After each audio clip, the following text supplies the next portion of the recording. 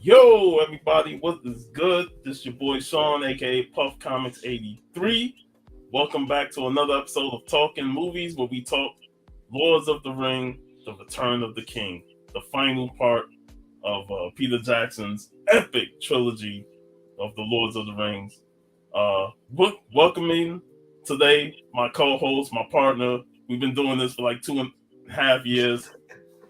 VV, who's got a camera and is functioning. Yeah, like Vince McMahon, I'm back. Yes.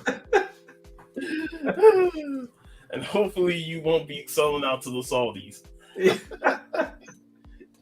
How are you doing, bro? Yeah, I think I got a little cold, but otherwise it's really good. Looking forward to talk Return of the King today. Yes, man.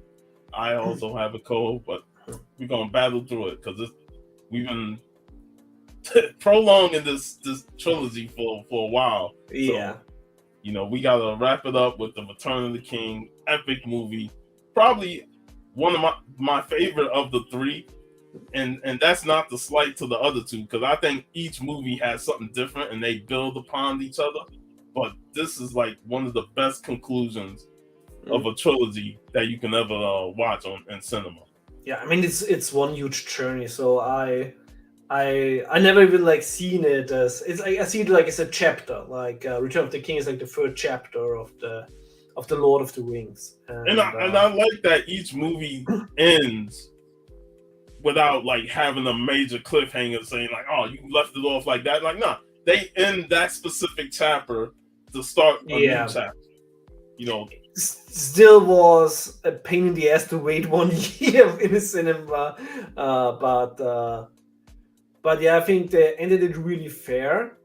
I was totally afraid that when I watched the first one that they might end it after the Met Elrond and they're forming the Fellowship, but because at this point we didn't knew it's like, oh, how will they split it up, and it's almost like the original Dune movie. Like that movie is so deep that they only covered like 25% of what the book was. That's the thing. I absolutely loved Dune. Frank Herbert was one of my favorite writers, and I loved the Dune movie from Lynch, like the '84 movie. But it's really like half of the movie is like very good telling, and then suddenly like we're in the third act, and then the whole book. It's like they get to a point and then they fast forward to the rush ending. And it's like, where's the bloody arena on Kitty Prime? I want to see the arena on Kitty Prime. Show it to me. Yeah, so going into a series like this, you thinking with the first movie, man, we don't know if it's gonna make a lot of money. We don't know if it's gonna have a sequel. We might get left off of that ending and stuff.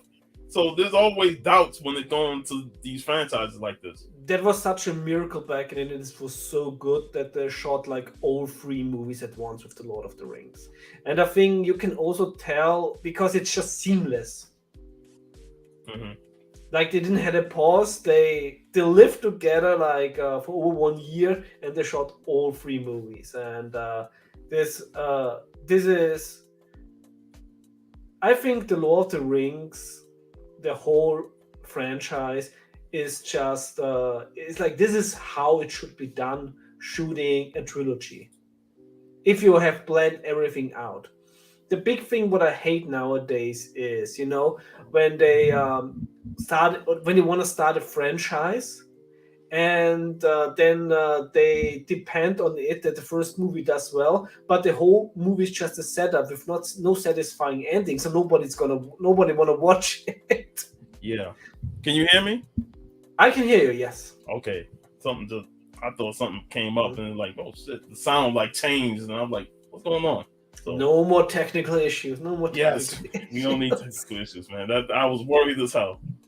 But yeah, exactly. Everything you was saying is spot on, and it's a blessing that we was able to get this franchise at the time that it came out, because it really jump started the big epic fantasies that was needed, because we've seen Yeah. fantasy stuff in the past, but more like low scale Mm. fantasies and not the giant epic fantasies that, it shouldn't be just one movie.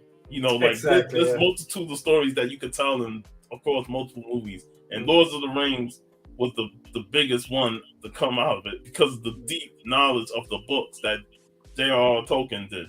Yeah, but because before that, except for Star Wars, which of course was not a prior franchise to the movie, there was not really like this huge trilogy. I mean, and Star Wars is still different. I mean, storytelling wise, Star Wars is bullshit. Like it's like the lightest form of fantasy or space fantasy you can have. And the world doesn't make any sense. Like a whole bunch of writers for the novels and for the roleplay game had to make it somehow sense in there. Mhm. But of course, in the Lord of the Rings, you have a coherent world over 3 ages, and everything you see in the movies really felt like it was there for eons. Even you see ruins of all civilizations, and you see civilizations that have prevailed for thousands and thousands of years, um, and everything is just so graspable. And the other thing is, when you noticed how everybody starts the adventures, the clothes already felt like, okay, yeah, they wore their clothes, and the like, when they did work in the field, etc., or they just went on adventures. So everything felt like it was lived in. And also during the duration of the whole trilogy, when we see how how Frodo and Sam like started the journey, and then you see at the end there's like the clothes like already ripped and everything. So this is just the form. This is the perfect kind of continuity. Yes. And the movie started off, when Return of the King started off, we get a little background on Smeagol, Mhm. who ends up becoming the Golem. Yeah. And it really highlights just how powerful the ring is when it comes. All you got to do is pick it up, look at it, hold it, and it's already under your control. It's already under your control. Yeah, and Smeagol, of course, also was not didn't have the most willpower, and was a little bit greedy for his birthday. The fact that he killed his friend and cousin Mm.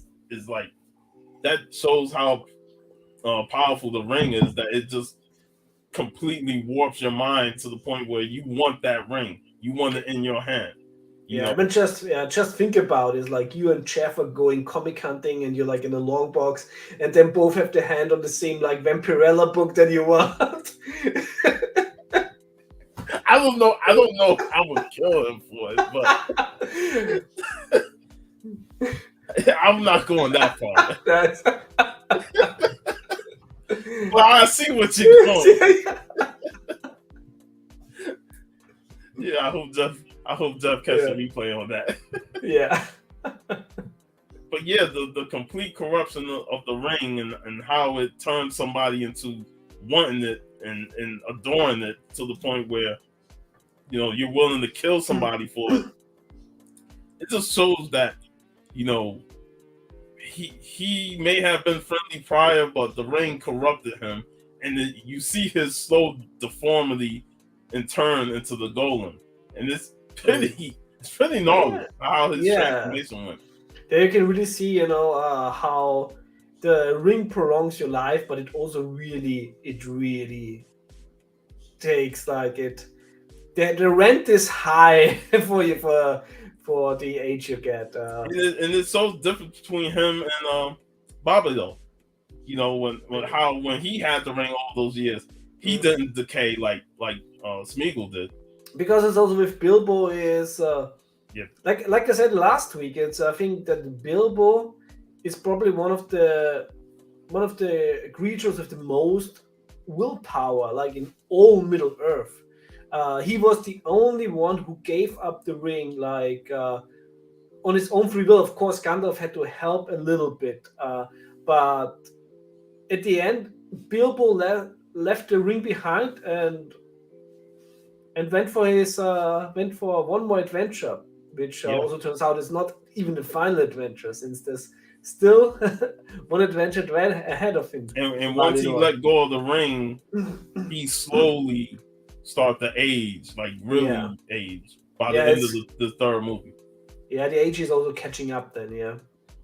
Yeah, but we go into Smeagol now. The Golem is with Frodo and Samwise, and he's already plotting betrayal. Like from the end of the last movie, he is plotting his betrayal. And one of the scenes that really shows his cleverness is, taking the food, the leftover crackers, and breaking it over over Sam to make it seem like, oh, he ate the last of the food. I think it's lembas spread, it's not a crack.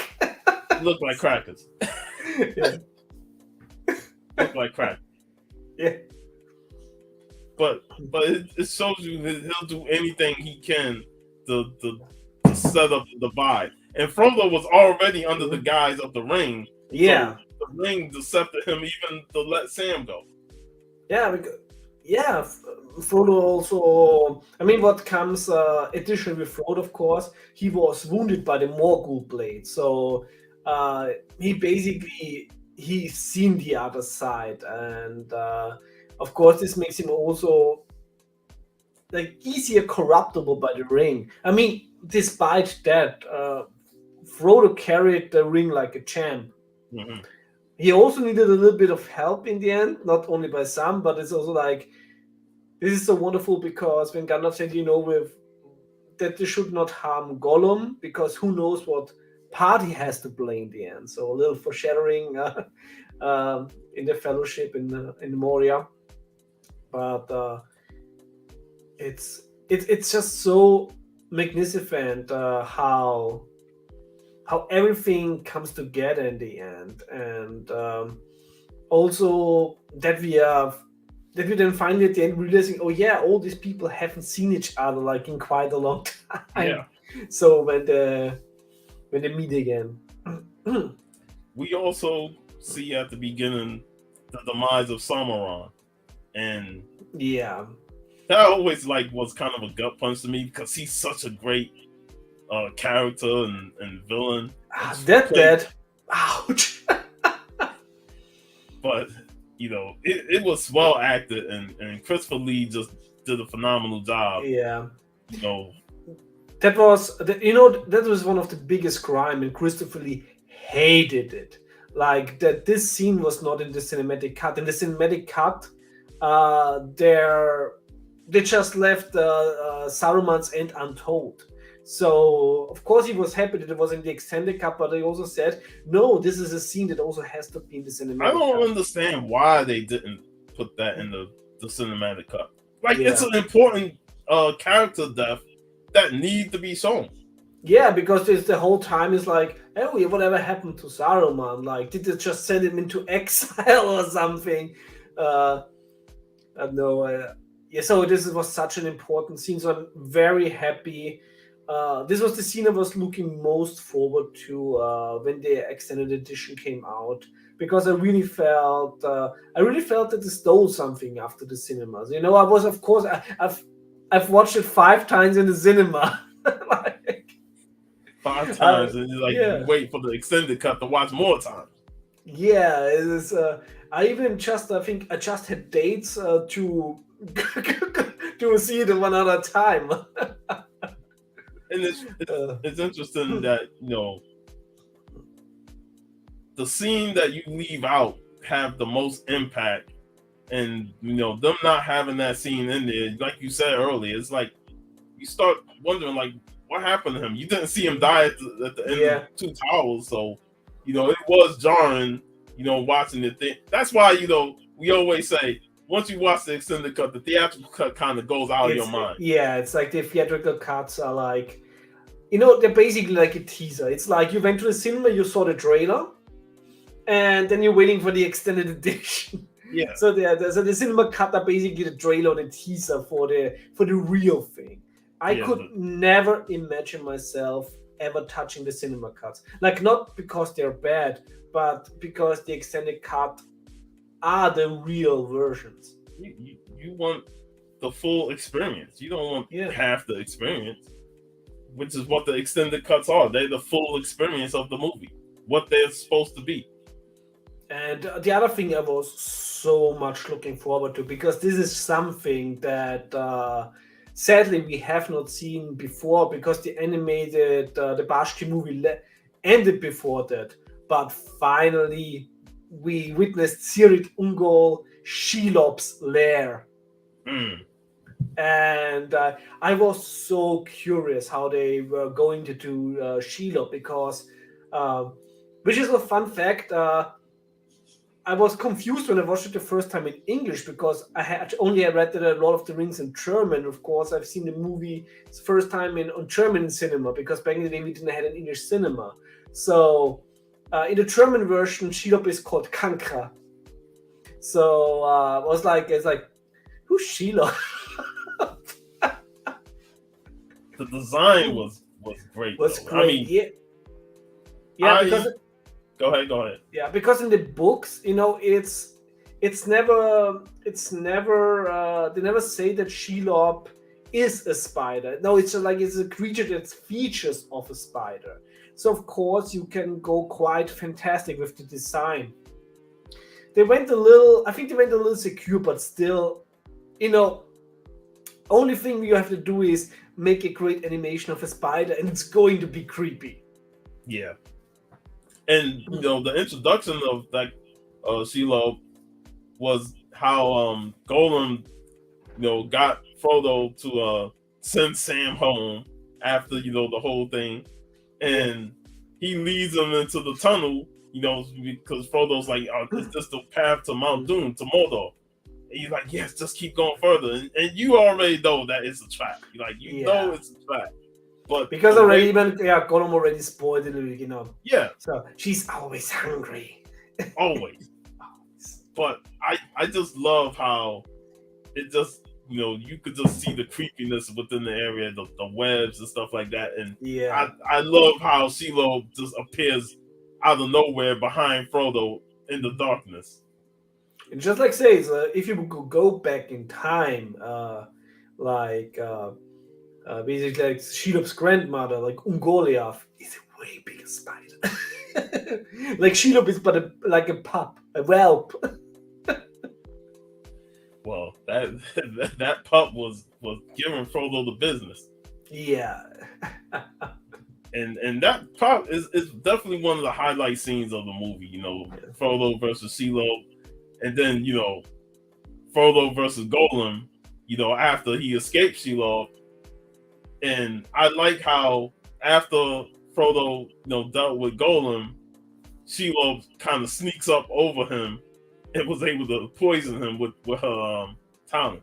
Yeah, I'm just looking for my favorite Ungoliath painting. You can see it with Melkor. But the highlight of it was Shelob versus Samwise. Yeah.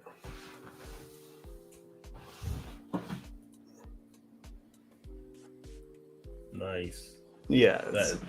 That's wicked there. Hell yeah. Hey, Jeff, we already talked about you. Oh, yeah. What's up, Jeff? Hey, Jeff, I'm not going to be able to make it for the whole weekend with y'all at Blackbird and then DeLand. I'm feeling under the weather, so I won't be there. But I hope you and Byron have a good time. But yeah, some nice comics. Shelob versus Samwise. That I remember in the theater, the audience went wild with that scene. Sam is a bloody beast. He is, and I love how he went in with no fear. He's like, that Mr. Frodo's my friend. I need to save him. And going up against the giant spiders, like, I might die. Yeah, but and it's always so funny because people underestimate hobbits so much, Mm-hmm.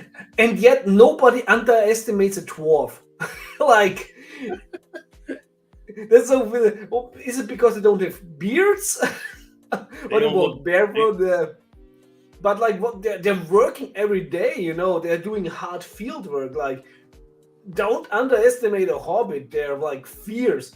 The only reason like people can be happy they're peaceful because they would be like, you don't want to go to war with hobbits. And that's the thing is, it's like Mary wanted the battle in the final battle, Yeah, and the king was like, "Nah, you're a hobbit and stuff." But yeah, Mary was like, "This is my battle too. My friends are yeah, out there battling too," and he yeah. he Because wanted to prove his worth. yeah, the king said is like, I don't question your valor, but I question the length of your arm. Is like, yeah, you don't question the length of a dwarf arm. Well, the dwarf is wielding a giant axe, so Yeah, but still, like, yeah, don't underestimate a hobbit. And Samwise was he came in there ready to battle, and I love that whole sequence, man, with him yeah, saving Frodo from Shelob. And you think he had I think anybody would have had this mistake of thinking that Frodo was dead, because yeah. That's he got stabbed by the spider, and yeah. he's not waking up. He wasn't in the mindset of checking for a pulse or a heartbeat. He just was not responding, and Sam had that. Oh man, he's dead, and the mission has Yeah. failed and stuff. I mean, I read the bloody books, and like in that sense, like, he died. Like, Yeah, so that. But when the orcs showed up, that's where you realized, damn, I messed up. But he saved the day again when he went in the go on with the orcs, and the orcs are fighting each other. yeah, and he also did some big damage there. Like, Sam is like, don't underestimate Sam. In my opinion, Sam is the MVP. bravest. Is the bravest character in the whole Lord of the Rings. Yeah, he's Like, the for me, MVP. he's the MVP of the Lord of the Rings, Sam. He's best friend, and he's there till the end, no matter what. So Sam definitely earned his stripes in this movie. Yeah, and the other great thing we've seen is finally a little bit more about the Witch King of Yes. Angmar. Yeah, like, of course, living in Minas Morgul. Also, the portrayal of Minas Morgul with this neon green. It was so fucking epic. Like the whole, like, it was really it really felt like, yeah, that's how I always have imagined Mordor. And also Gondor, Gondor is like more portrayed, of course, like high medieval knights. So that was also great. Also how they hold the architecture of the city. It made for a really fantastic battle. Yes. But they're done. That jerk sending Faramir out to his doom. That was another powerful scene. Yeah. Especially with Pippin Singing, yeah. Like, when we also already talked a little bit last time, so I think that Denethor is a little bit more noble portrayed in the books. So I get the little changes, the twerk. So he's more like villainish for the movie, but like the way he behaves, of course, except for being a jerk to to his younger son. But it's totally understandable that he doesn't trust Aragorn, and therefore also Gandalf at all. Mm. Like, Gandalf had to take charge of the whole place because Yeah. of Dawn's lackadaisical mentality. Yeah. And it also rings the point of, what would have been had he gotten possession of the ring.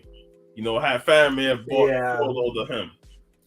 That no, Gondor would have fallen, or more like Gondor would have like switched sides immediately. Like the way he was acting, even in his brief appearances in the previous movie, like you know that the ring would have completely corrupt him. Yeah, the ring would have had a field day with Oh that at yeah. all. I mean, at least with Boromir, like he had the intents of the ring getting to him, but he still had nobility with him. Yeah. But what he did to Faramir, like go back out there and defend the queen. I'm Yeah. like come on, bro. Yeah, because that was also like in a military sense, like just a waste of cavalry. Like, Not only that, he purposely did that for him to die, for Faramir to yeah, die. yeah, And that's like cold blooded, as a yeah, father. Even if you yeah, don't like your son, you don't send him yeah. out there to die on purpose. This would be cold blooded as a general. It's even worse when you're a father. Like, And then, him telling Pippin to sing a song while he's just eating and stuff. It's like, man. yeah, that's Gut like wrenching and despicable at the same time. yeah, that's some Stalin bullshit, like letting your own son die. Like, And I love how they framed it, with them approaching the area and the orcs popping up. And it's like, man, you're heading to your doom. And Pippin's singing to go with it just really adds to the drama and sadness to the scene. Yeah, this is one of these. The Return of the King is I always need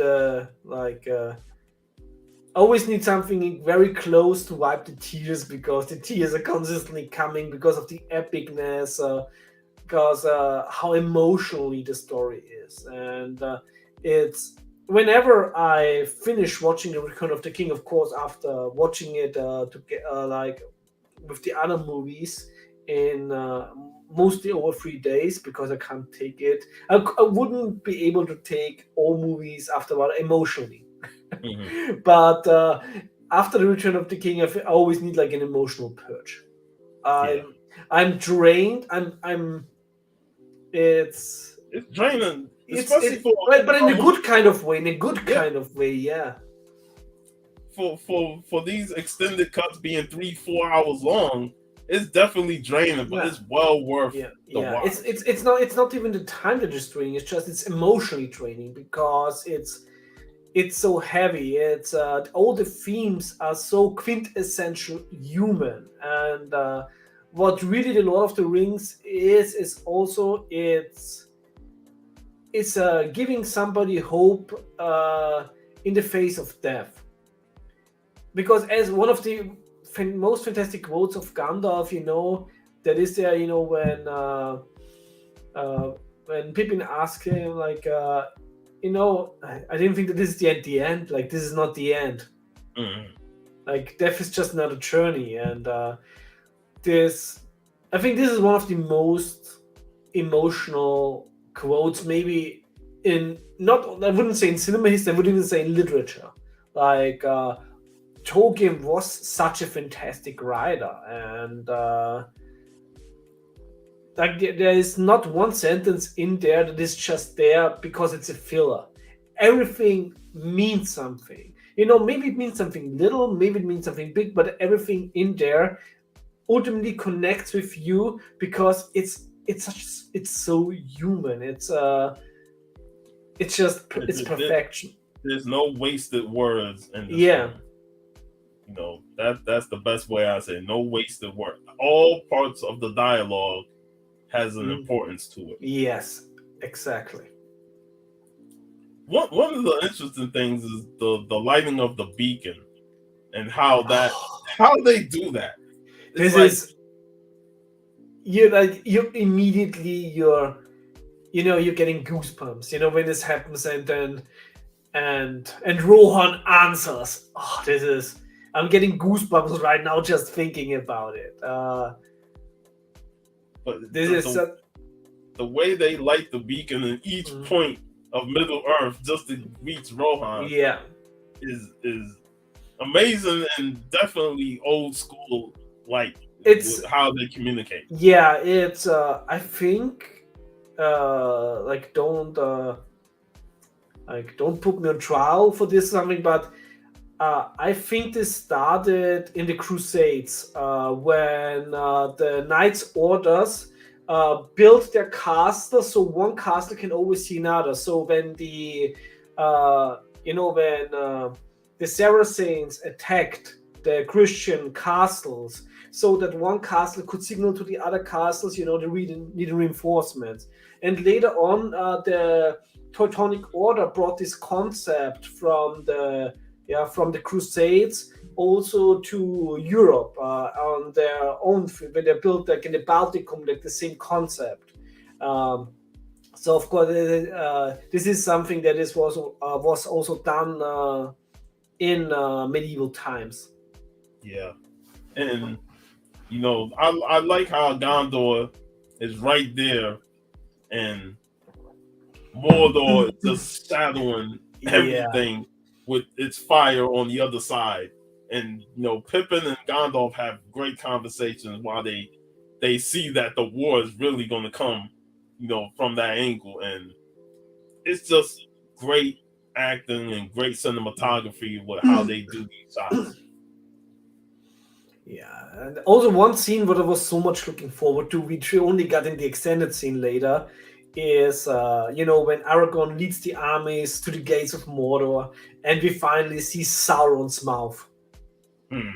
which I think the creature design was done by Del Toro, Yeah, I which you looked can that up. which you can totally see. Yeah. Yeah, I looked that up. I love that too, and of course they did that as a distraction for Frodo to get more deeper into the mountain so they could destroy the ring. But we'll get to that part. What other scene? Um, let's talk about Oregon getting the sword. Yeah. I'm thrilled. I thought that was a huge moment, and once they reforged the sword and he got it in his hands, it's like finally he gonna ascend back to what Yeah. he's supposed to inherit. Yeah, because but it's not only the inheritance, because it's also like this was also it was such a ruse, such a giant ruse, which is so awesome because of course well, we reforged the sword that cut off the ring of Sauron's hand. And like as we all know, Sauron is not somebody who forgets shit like this. So so it was basically to trick Sauron into like a desperate last battle, where I think the humans are desperate for this last battle. So of course his eyes not searching for Frodo, Yeah, and but having the sword, which they also showed that in the Palantir to Sauron was like the ultimate lure, where it's like fuck that sword. it's the sword that defeated him. Mm. And I also love the fact that the sword gave him some power to it. Now I know you mentioned in the last episode that you wasn't really a fan of the designs of the dead. Yes, that's my big. That's I mean not my big. I think that's my only critique of the movie. I think I don't like how the dead move, like how they just float over everything. It looks like you're putting in a eraser. It looks better in the 4K. For the 4K, you can really have more ghostly aspects. So they really did a better job with the restoration. However, what I would have loved more to see is the death marching into battle, like like the blind death, riding like slow, like like being a little bit more creepy. Like I Mhm. think they could have honored more like the horror aspects of it, or like I even think I even think that that Army of Darkness has a more a regal march of the deadites, of course, like on the Mhm. castle. So I really wanted to see like the dead march into battle, and to see the horror on the faces of the orcs and urukais and goblins. Because they definitely were like flowing all over the place, and we ain't really get to see them like really Yeah, do damage. It was that almost was like a just a big giant like wave of ghosts, and they just take yes. control of them. So I would have loved to see like the dead really like in battle, and like to see the terror like of the orc, when they rush like a sword through the ribs and sees like, oh fuck, nothing is happening. Yeah, it definitely could have been a bit better, but I liked it for what it gave us, especially when Oregon, went to confront them about it. You Yes, know, the oldest skulls on the ground was yes, that was fantastic, and them running from the skulls pouring. I was like, oh, yeah, and this sort of horror I would have loved to see when the dead march into battle. yeah, yeah. It definitely was a good sequence in the movie. To really add the creepy elements of the dead. And like you said, it could have been done better, but I thought they did a good job for what this they is such a minor, like this is like when Yeah. you really cherry picking your critic points. This movie is, there's no better trilogy in the world out there. It's perfection, and like these little things you said it would have done differently. Of course, it's also very, very subjective. Yeah. One thing I do like about these characters is that their continued growth and friendship, but they're also willing to say that this is the battle that we have to win. There's no turning back from this. And I love Gandalf just taking control of the situation and go on and just telling everybody to stand and fight. When their king is whimpering and thinking that his son is dead, Faramir, because they found his body and he was the only one they brought back, because everybody else that he went with was decapitated and their heads was thrown over the yeah, it's. I mean, the dwarves like did not participate. Like they locked themselves away, and of course, the elves in the books even less. But like the elves like a little. Yeah, but of course, it was the battle for the third age, which was of course is like the age of the humans. So, but it was basically the battle either humans or orcs. Luckily, the humans won. Mm-hmm. But yeah, that whole sequence was great, and the niece stepped in, because her and Mary, they were on the battle lines without being noticed that they were on the battle lines, and they played a huge part in that final battle. Frazetta has also such a nice drawing of Eowyn fighting the Witch King. Yes, I loved that little last stand against the Witch King. Yeah, it's also like absolutely laughing. The Witch King is like, I forgot what's the like. Don't you recognize death when you see it? The use of the Olympians was pretty cool. Them giant elephant like creatures. Oh yeah, they came and changed the whole battle. Yeah, they came and changed the whole battle. Still counts as one. Yeah. So what else you really enjoyed about this movie? Like, I mean, like it's like basically it's from beginning to the end. I also really enjoyed that. What also the others do very well is you never feel like when you switch from Frodo, Sam to the others, like, oh no, like they switch the scenes. It's always like, oh, what is going on now? Despite the length, there is not a single moment where you would feel like, oh, can they fast forward anything? But my favorite scenes are when Rohan heeds the call of Gondor, and they're 3 days ride from Rohan to Gondor, like, and they're really pushing themselves. And when you think like everything is lost for Minas Tirith, and then you see the Rohirrim on the hill, And yeah, the king is having his like one of the most epic speeches. I think with the speech from Braveheart, probably the like both are the two best battle speeches in history. And yeah, basically Same. it's yeah, it's like right until like the end of the world, and then the charge. And I love it because this is also like one of the moments you see like the orcs staring up there, and it's like fuck. Yeah, it's like reinforcements came and, but the thing I love that is so different from Helm's Deep Mm, with the Olympians and stuff, that it like they got their reinforcements and then they got their reinforcements, mm.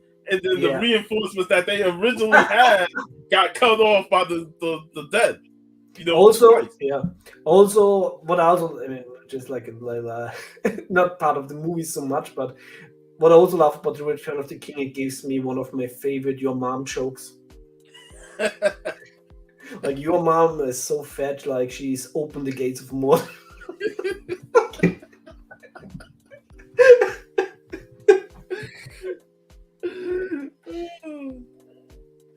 Well, so when your mom jokes is a part of the Yeah, Lord of the Rings. like one of like mom is like a cave troll is opening the gates of Mordor.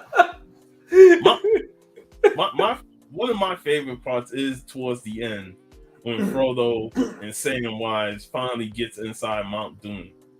this this moment, first of all, of course, the tension is still there, but just when you see them going up like in into the forge in Mount Doom, it's one of the most rewarding scenes. You can really feel like you're watching it, and your muscles are like, after you feel like you're coming home from sport or something, Yeah, and you can just relax. You're coming home from work, and it's like everything releases. and, uh and, and I was like fighting with Frodo because when Sauron's eye was turning towards them, Samwise was like, "Get down!" And yeah, Frodo just turns and looks at the eye. I'm like, "Get down!" yeah, But the yeah, ring was fighting him and stuff. I was like, man, it's like you that close to getting caught by the eye. yeah. No other movie, and some movies have done it really well, but no other movie managed to portray the length and the cost of stamina of a journey Yeah, as well as the Lord of the Rings. And I mean, you gotta think 3 movies of them hiking mm, all the way to Mordor. I mean, we're not talking flying by plane or riding a bus. Not. You are walking nonstop, day and night, very little supplies. You're short on water, and you got a golem that's annoying you at the same time, and plotting his betrayal.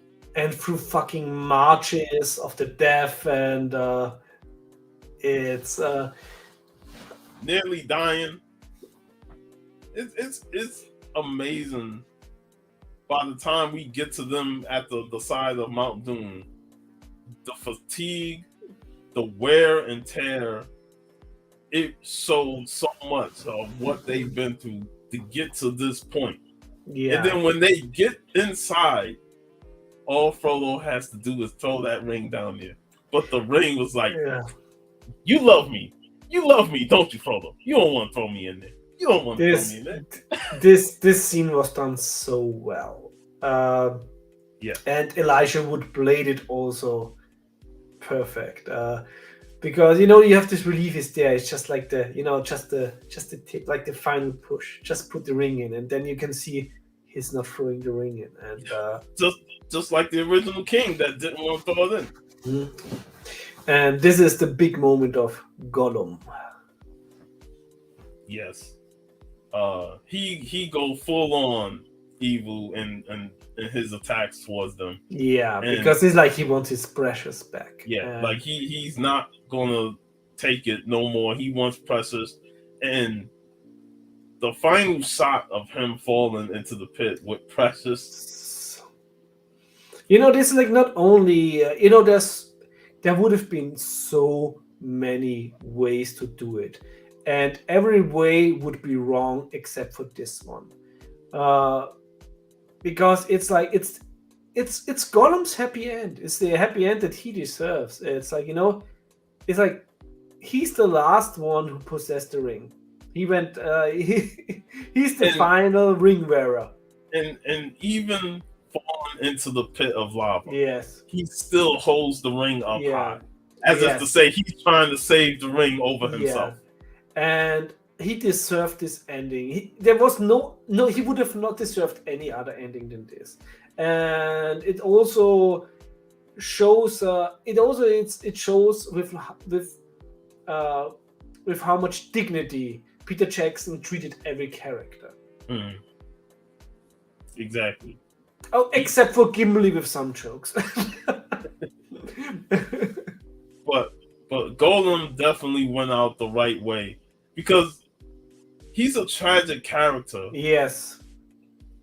Like, you don't trust him, and he has this split personality of Smeagol and then Dark Smeagol, his Golem side. But at the same time, it's like you felt bad. Yeah. And this is like an end that Gollum really deserves, and I think also, he died happy in that Yeah, moment. he died happy, which would have been complete. It was a complete opposite with Frodo, because Frodo was ready to keep the ring for himself, and if Golem wasn't in that sequence, like if they would have took him out earlier, it would have been interesting in how Samwise would deal with Frodo now Yeah. that he's completely under control of the ring. Luckily, it didn't have to come to this. Yeah, and And like I said, you always have these what ifs on certain scenes, like in the movies.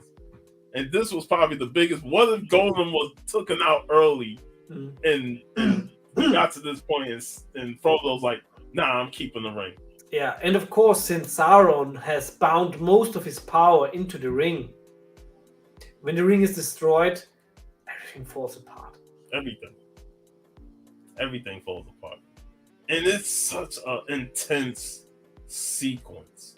Like the fight between Frodo, Samwise, and Golem, And the army of the free men of Middle Earth against the powers of Mordor, when like the ground is swallowing Mordor itself. Yeah, and even before that, when Oregon and his army is surrounded by all of Mordor, Yeah. and it's like For Frodo. for Frodo. That this movie just have so much emotion behind it, Yeah. and it's hard. Like you said earlier, it's hard not to have teary eyes. Yeah, and this movie has so many, like, of course, it's still just, it's just as like a tip from what happens in the books after the ring is destroyed. But I'm still very happy that we're getting so many scenes played out. Like the coronation of Aragorn, and then of course like through the hobbits, you bow before no one, and everything bows before the hobbits, which is also like so. Yeah, like in the books, they still have to free the Shire. Like in the books, you still have battles. Aragorn leading the battles against the people from the south, and of course, like they have to free the Shire. But I think for the movie, this would have been a little bit too much. So Yeah, I can.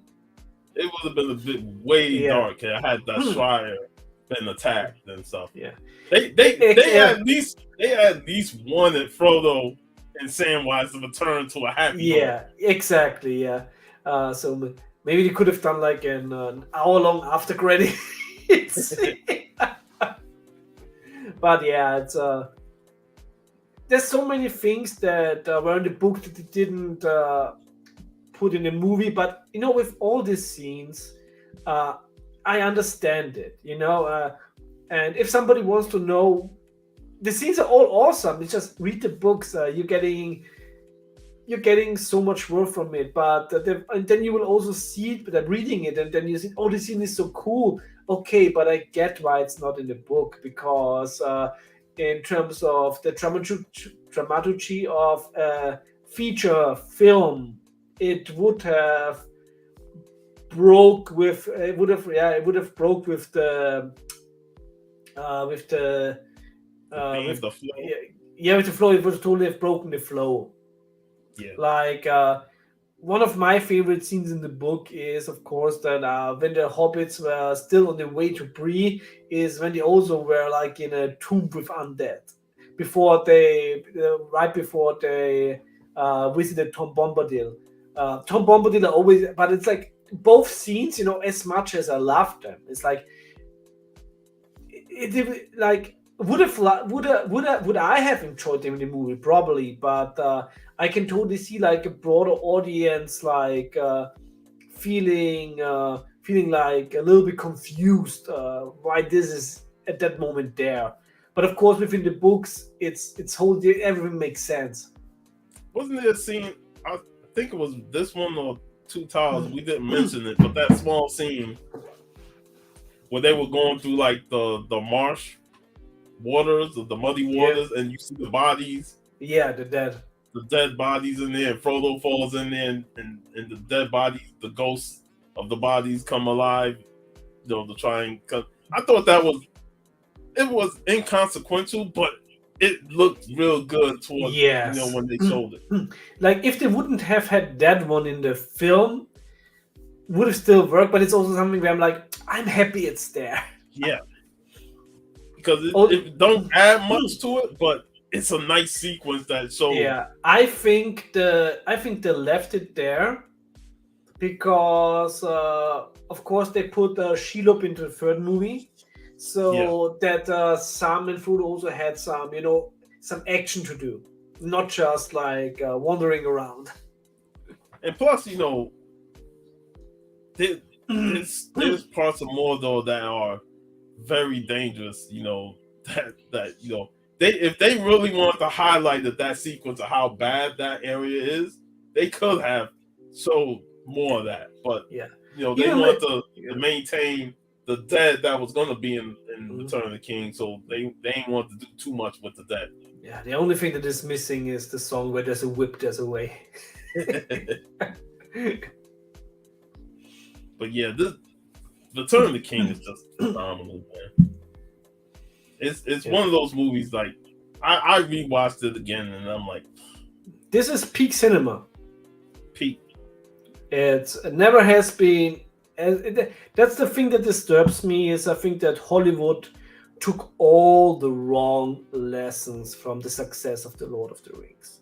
What they really should have taken from it is, if you devote uh, all your energy into adapting a successful book as close to the source as possible, you will have success.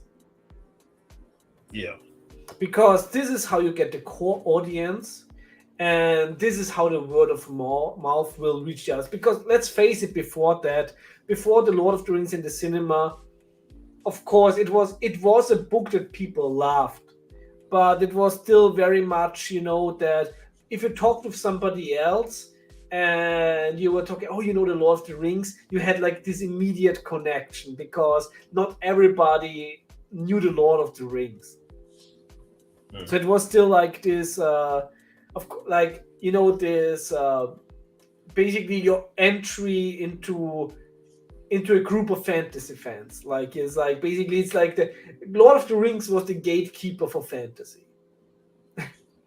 and of course, like, since the movies, everybody knows the Lord of the Rings. But that's also the wonderful thing about it, because usually when something reaches the mainstream, it begins to suck because they water it down for the mainstream. But they did not do this with the Lord of the Rings. And this is why the Lord of the Rings is beloved by fantasy fans, but also beloved by the mainstream. And there is almost nobody that dislikes the movies. Of course, we like we know people. I think also like when we did the stream, they said okay, they don't like the movies because the characters don't look like they imagined it. Of course, like in a subjective level, but I Okay. think but Yeah. I think on terms of storytelling and how to adapt this huge book into 3 movies, uh, you couldn't do it better. Yeah, I And agree. I afterwards I had such high hopes. You know, after it's like I was like, will they do the same with the Dragonlance? Oh, Like, because right now, like, there's all these possibilities. You know, there's an audience that wants more, and but Hollywood, being Hollywood, took all the wrong lessons. They were just like, movies have to be long now. No, movies don't have to be long if they don't have enough plot to support that. Uh, exactly. it's We've talked about how a movie being too long for such a thin plot is a failure. You yeah. know, Lords of the Rings have such a dense story and plot that yeah, these movies needed to be 3-4 hours long because there's a Yes. lot there. There's a But the lot of source Hobbit, yeah, material. but the Hobbit did not. No,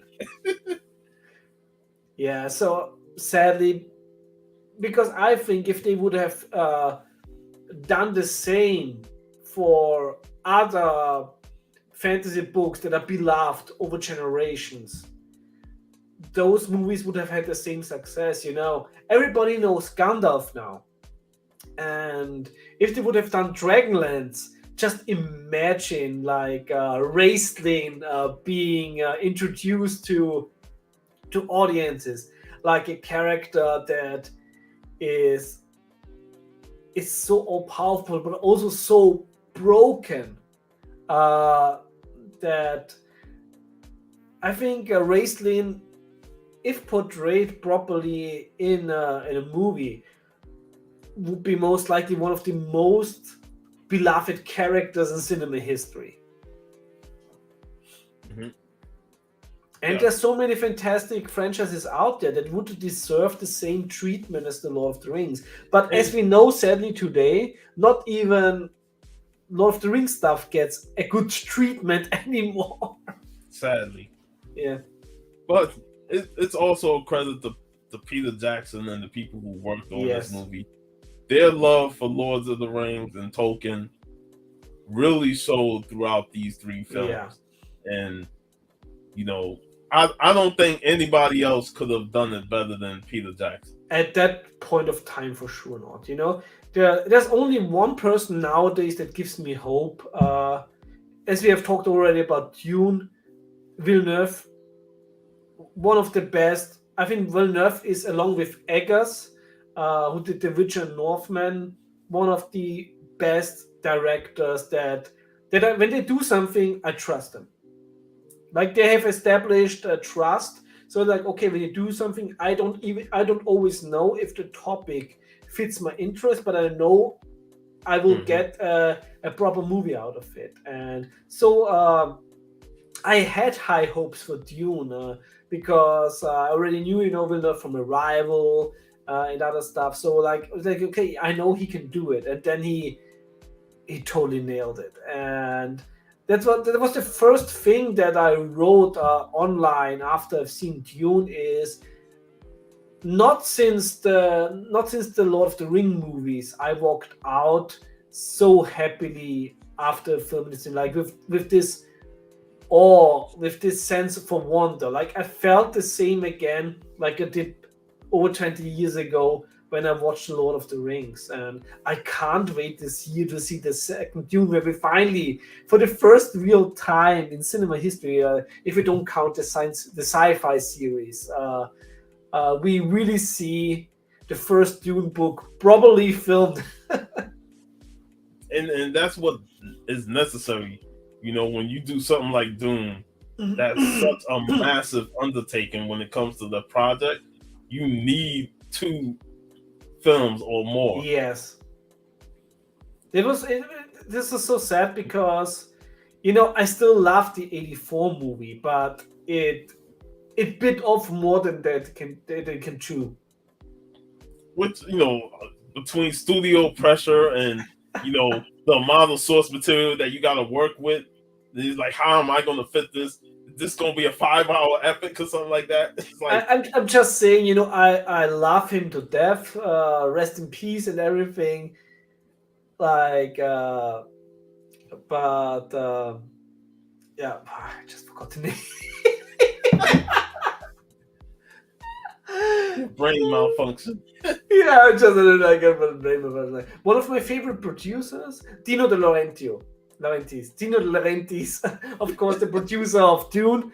Many other movies. We all know Dino. Flash Gordon, Conan, that he was not the easiest person to deal with when making a movie. Matter of fact, I watched Minty. I forgot his name, but I just call him Minty. He did top things we didn't know about Raw Deal, and that whole thing, with that Schwarzenegger and Dino, with that, I was like, it made me want to watch.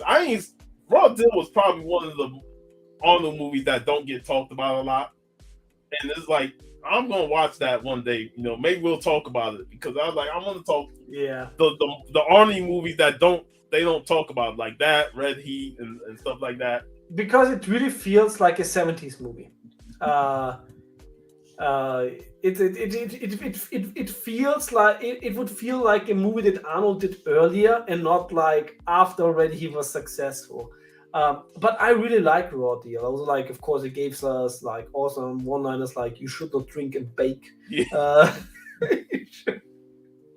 It don't get talked about a lot, so I feel like we definitely need to talk about that movie. Yes, absolutely, and also Sven Ole Thorsen has like a very small moment in it. Yeah, but yeah, this great stream. It was great to finally talk about 3 Lords of the Rings films.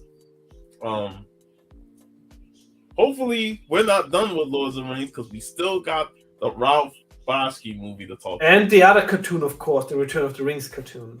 Yes. And the Hobbit animated movie. And the Hobbit trilogy. We do everything except for Rings of Power. Because fuck that shit. Like, life is too short for Rings of Power. Yeah. Hey, Spider. But go ahead. Yeah, next week we're going into my teenage years and watching one of my most favorite movies when I was a teenager. American Shaolin. I love this martial arts movie. And, I remember watching for the first time on TV, and it immediately hooked me. They had so many, between American Shaolin, American Ninja, the kickboxing movies, Best of the Best. I'm like, shit, I used to eat all that stuff up, man. It's such a fantastic movie, and can't wait to rewatch it, because finally this week it was released for the first time on Blu-ray. And that might be even here first, first for the German market, because I know somebody from Australia and she also loves that movie. And I was like, oh, we have the Blu-ray. You have the Blu-ray? I have to get the Blu-ray from Germany. Sweet.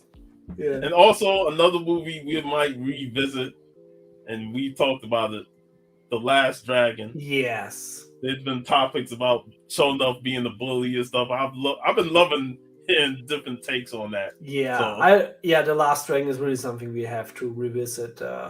Maybe we should even make 1 month, maybe also a video where everybody is like saying, well, what you have your top 10 martial art movies. Yes. 80s and 90s was the martial arts golden age. Yeah. There's so many of them. As long as we don't talk Steven Seagal. We already talked Steven Seagal once. I know Exit Wounds, but yeah, his early movies was solid, but after the Under Siege, he went downhill. There's already a channel out there that really reviews Steven Seagal movies. Where I forgot the name of the channel, but I think he's a big Van Damme fan, so every Van Damme movie is like the best movie ever made, and then every Seagal movie is like, why is this the worst movie ever made? More Van Damme is better though. Yeah. Love me some Van Damme. I just recently watched. I forgot the English name of the title. I think it was the Stille Fall, where he has to go, where he goes undercover into prison. Oh, is it Maximum Security? Could be in English. I think it's in German. It's with Stählerner Faust. I gotta look that up. But that movie is also awesome. And of course, Van Damme.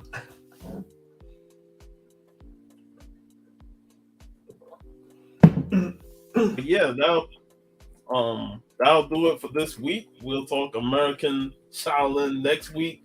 As always, thanks, VV. I feel like it's weird that I'm the one that's closing out now, opening and closing, and you're the co-host. So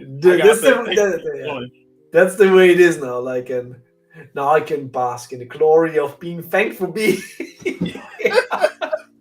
But as always, man, it's always a blast doing these shows with you, man, and many more to come next week. American Shaolin, and anything coming up for you?